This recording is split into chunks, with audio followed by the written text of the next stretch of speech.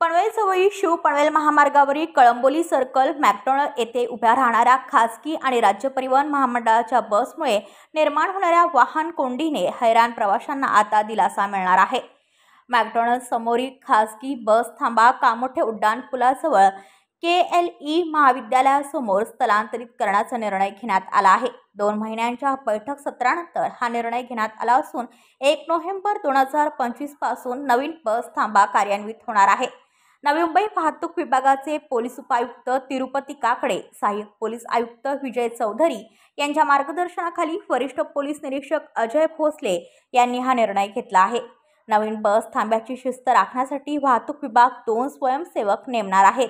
मुंबई बस मालक संघटनेलाही यासंबंधी सूचना दिल्या आहेत। बस चालकांनी नवीन ठिकाणीच थांबणे, हॉर्नचा गैरवापर न करणे आणि प्रवासी घेतल्यानंतर तात्काळ पुढे निघणे या अटींचे पालन करावे असे स्पष्ट करण्यात आले आहे। कळंबोली कॉलनीजवळ पुन्हा बस थांबल्यास कारवाई केली जाईल असा इशाराही पोलिसांनी दिला आहे। ब्युरो रिपोर्ट पनवेल वार्ता न्यूज। आपल्या परिसरातील बातम्या आमच्यापर्यंत पोहोचवण्यासाठी स्क्रीनवर दिलेल्या क्रमांकावर संपर्क साधू शकता। दूरध्वनी क्रमांक 8652414343।